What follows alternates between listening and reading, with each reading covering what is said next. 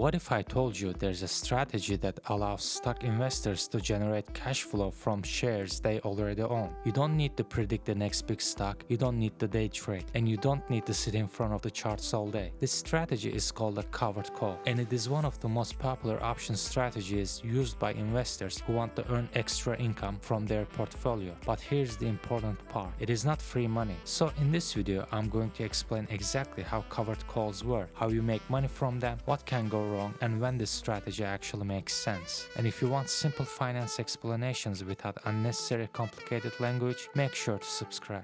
So first, what is a covered call? A covered call is when you own at least 100 shares of a stock and then you sell a call option on those shares. That call option gives someone else the right to buy your shares at a specific price before a specific date. In return, they pay you money up front. That money is called the premium. And this is why investors like covered calls. You get paid immediately just for agreeing to potentially sell your shares at a certain price. But there's a trade-off. If the stock price goes way above that price, you might be forced to sell your shares and miss out on extra gains. So let's break it down with a simple example. Imagine you buy 100 shares of a stock at $50 per share. That means your total investment is 100 shares times $50, which equals $5,000. Now you decide to sell a covered call. You sell a call option with a $55 strike price and the option expires in 2 months. For selling this option, you receive a premium of $2 per share. Since one options contract represents 100 shares, you receive 2 times 100, which equals $200. That $200 goes into your account immediately. Now the question is, what happens next? There are 4 main scenarios. The first scenario is that the stock price drops. Let's say the stock falls from $50 to $44. In this case, the person who bought your call option has no reason to use it. Why would they buy your shares for $55 when they can buy the same stock in the market for $44? So the option expires worthless. You keep your shares and you also keep the $200 premium. Now of course, your stock position lost value, so the premium does not magically protect you from all losses, but it does reduce the damage a little bit. Instead of being down the full amount, you are down slightly less because you collected that premium.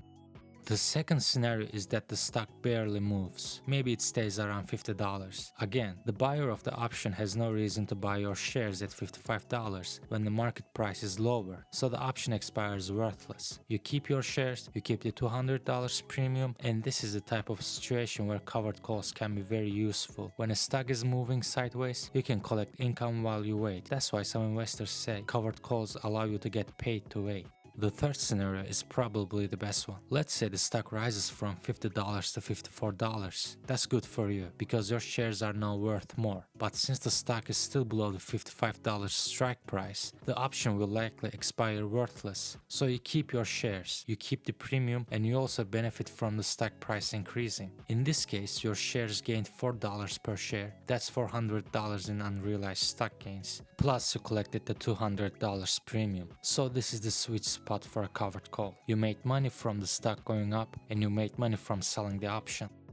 The fourth scenario is where the trade-off becomes clear. Let's say the stock jumps from $50 to $62. That sounds great, right? But remember, you sold someone the right to buy your shares at $55. So if the option gets exercised, you are obligated to sell your shares at $55, even though the market price is now $62. You still make money. You bought the shares at $50 and sold them at $55, so you made $5 per share. That's $500 in stock profit. Plus you already collected the $200 premium, so your total profit is $700. That's not bad at all. But here's the problem. If you had not sold the covered call, your shares would be worth $62, and you could have made $12 per share instead of $5 per share. So you missed out on some upside, and that's the main disadvantage of covered calls. You receive income up front, but in exchange, you limit your potential profit. Now you might be wondering, why would someone buy this call option from you? The answer is simple. They are betting that the stock will go above the strike price. If they pay you $2 per share for the option and the stock goes much higher than $55, they can make money from that upside. So the covered call seller wants income and stability. The call option buyer wants upside and leverage. Both sides are making a different bet. Now let's talk about one of the most important decisions, choosing the strike price. The strike price is the price at which you agree to sell your shares. If you choose a strike price close to the current stock price,